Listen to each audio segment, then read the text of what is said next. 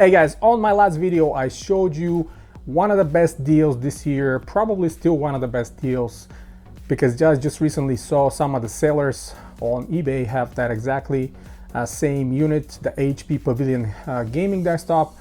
They're going around $460, $470 new, shipped, so don't miss out on the deal.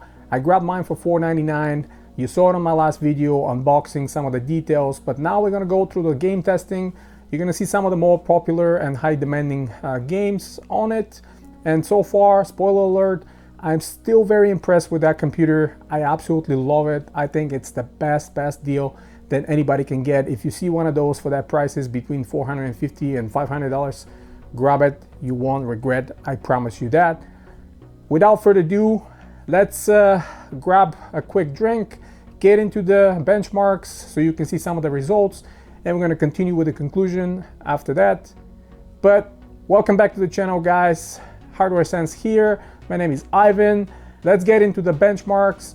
We're going to see how that great little HP Pavilion desktop is doing, and we're going to go to the conclusions after that. Stay tuned.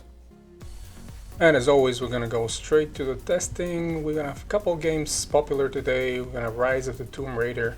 You see the settings that I'm going to use. This is what the game is selecting for me by default. I'm not changing nothing but removing the motion blur, which nobody wants to play with this or even test with this. The rest of it we're going to leave by default. We're going to run the built-in benchmark and see the results. But I am very optimistic knowing how capable GTX 1660 Ti is. Let's check it out real quick.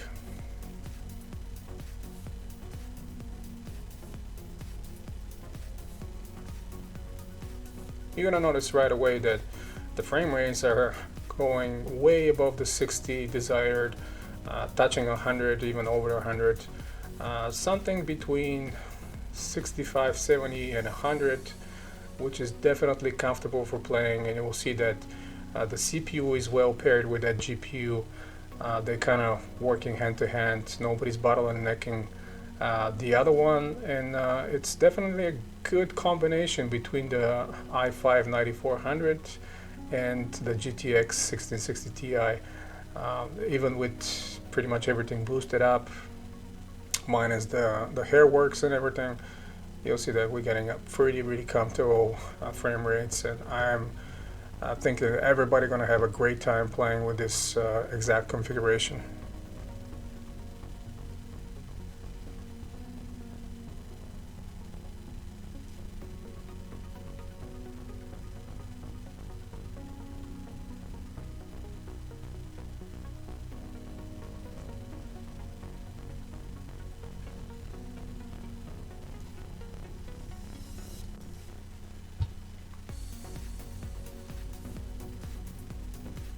Even in the scenes where we have more NPCs moving around, you'll see less frames are generated. We still are hovering over 60 frames per second, between 70 and 80. Again, I'm extremely well surprised by that tiny custom-made 1660 Ti by HP. And that tiny little box of computer is giving us average frames of 90, which is absolutely great. We're way above 60. Even if you have a high refresh rate monitor, these 90 will give you some comfortable play. And you will see the temperature of the CPU barely went over 70, and the GPU barely touched 70. We're gonna go to the next game, and that's PUBG. Obviously one of the most popular online playing games. I'm actually playing PUBG all the time, and all kinds of configurations, and by default you'll see the game is giving us everything maxed out, ultra. Obviously I'm not going to play like that if I'm doing competitively. I'm going to lower some things down, but just for the sake of the test, we're going to leave everything by default, keep it at ultra, run the training mode, and see what kind of frames we can get as well. Right away you'll notice that the frames is going around 100 FPS, which again, very comfortable FPS for playing. Keep in mind we're in the highest possible settings, 1080p, Everything is maxed out. Like I mentioned, if you're playing competitively, I'm assuming you're gonna lower a lot of things down, like the shadows and foliage and everything else. So it will permit you to have not only higher FPS, but be better at the game. Just have more visibility on the other players. Um, yeah, very comfortable FPSs going around 80, 90, and over 100 with the way it's badly optimized still. PUBG is delivering very good FPS with that graphics card and that processor, and I think again we're seeing a very well combined work between the CPU and the GPU here. I think that little box is just continuing to surprise me how well it's behaving and how well delivers performance. So whoever made it possible and grabbed one of those for $4.99. Well, actually, I'm hearing a lot of people actually grabbed it on layaway from Walmart for far less, as low as $300. I mean, for $300, they're just practically giving those for free. You'll see the GPU has boosted about to 1845, and I actually saw the max boost to 1905. Not bad for that custom-made little 1660 Ti. Next on the line we have Far Cry New Dawn. Again, everything we're leaving as the game is suggesting for us. High quality. The only thing I'm removing again is the motion blur, and everything else is by default. We're not having limit on the FPS. We're gonna run the benchmark, see what this one is gonna give us. This game requires a little bit more CPU, but again, I'm not expecting anything crucial. And right off the bat, you're gonna see again, we are hovering around 80, 90, above 90 FPS, touching 100 and a little over 100. Again, very surprised and pleasantly surprised by the little desktop by HP. You'll see very smooth gameplay. If you're playing this game a lot, you're gonna have a great time as well.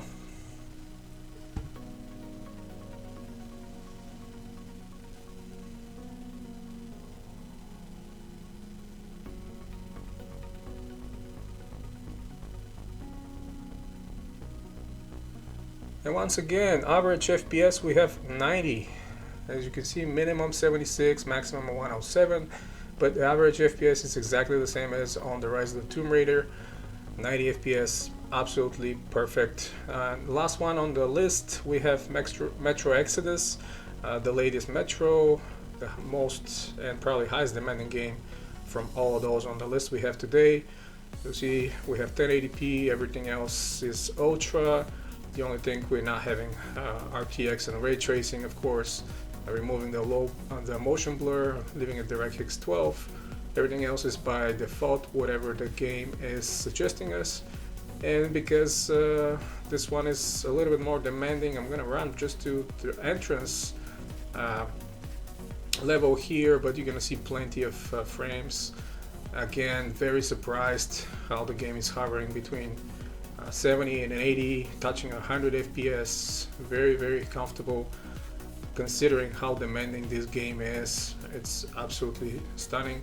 Only a few things will drop significantly the frames. You see when we light up the spider webs with a lighter, the frames go down to the 60s. But again, that's just for a moment, and I still believe that you're gonna have absolutely excellent time playing this game with this specific configuration.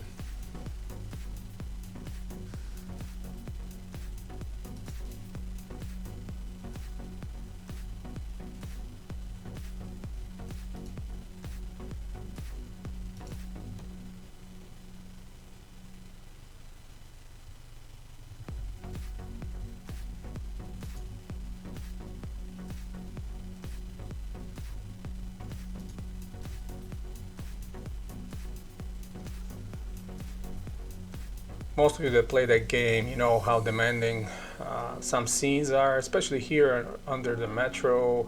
A lot of NPCs running around, a lot of details need to be generated.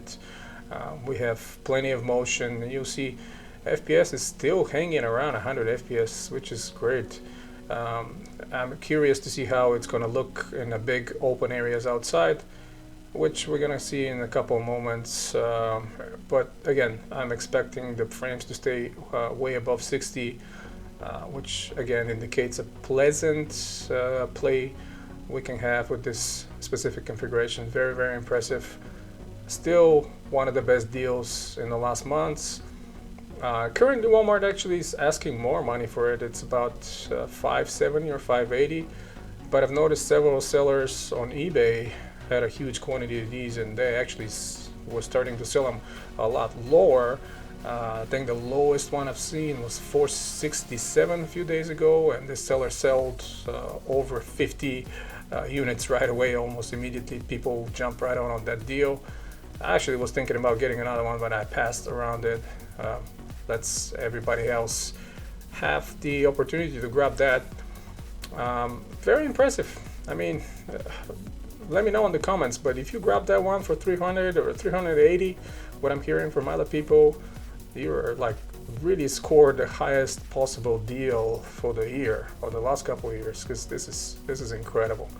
You'll see 100 FPS. We keep hovering around that comfortable number of 90. So pretty much every game you load in maxed out is going to give you 90 FPS, minus or plus. The only big dip I saw is here, where we have a big number of NPCs generated, a lot of detail, a lot of motion. Usually that's the first and only time that the game is going to drop underneath 50 FPS. It's going to hover between 45 and 50. Again, not a big deal because it's kind of a cutscene. There's not much that you have to do here, but now we are outside on a big open area, and you'll see we still have comfortable 60 plus FPS in the gameplay.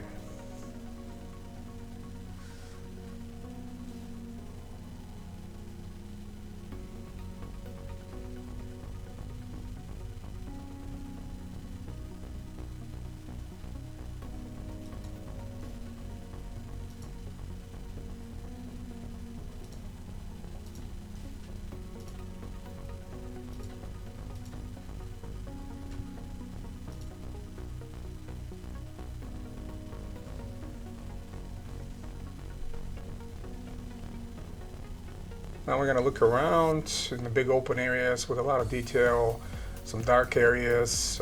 Again, you're going to notice that we still have comfortable playing experience here with above 40, 50 and 60 FPS. Even when we're getting attacked, we got to shoot a lot.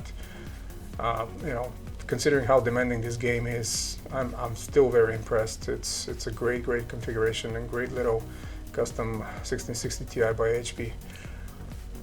So yeah, in conclusion, what can I say, guys? If you have grabbed one of those, I'm expecting you to be extremely happy. And it's considering how small this box is, you can chuck it on your suitcase, even when traveling for a longer period of time, jump on the plane, take it somewhere else, use it for gaming or video editing for that matter. You're still gonna have a great experience. And as you noticed, I'm a little bit under the weather. That's why my voice is a little bit different. I apologize. I got sick on my ski trip last week, but you guys saw the results. That HP Pavilion desktop, it's absolutely killer deal. Absolutely great on all the games. We went through PUBG, we went through Rise of the Tomb Raider, we went through the Far Cry New Dawn, Metro Exodus, all high demanding games, all pretty new.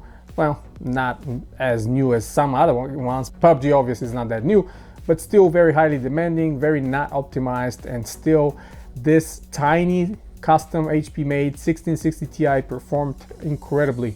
Average 90 FPS on pretty much across all the games, minus Metro. Probably Metro was a little bit lower, but still 90 FPS on all the other games with that Intel i5 9400F. Great combination. Both were kind of complementing each other, the CPU and the GPU.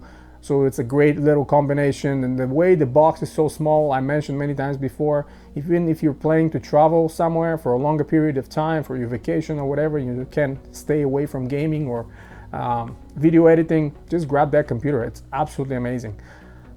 Still very impressed. I'm gonna run more tests in the further videos with different video cards.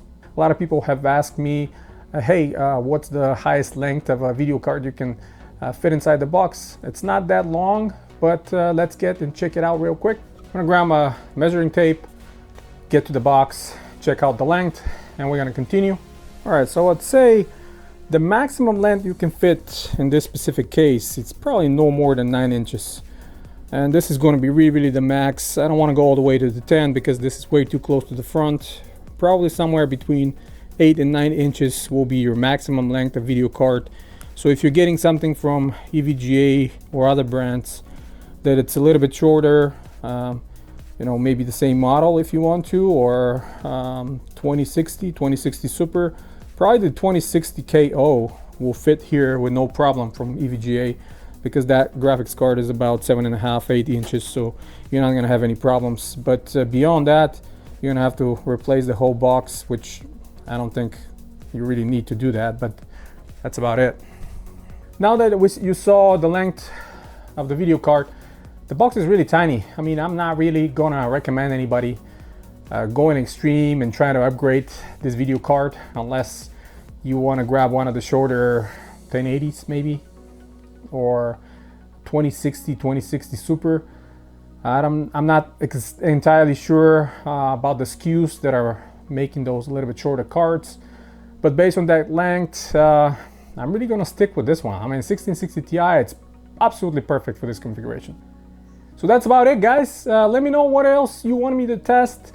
I'm gonna test with 1660 Super. I'm gonna try 1650 as well, see how that's gonna behave, but you already saw some of the tests that I did with the other HP Envy gaming desktop, which I'm not expecting differences there, but maybe I can do side-by-side comparison between the different video cards.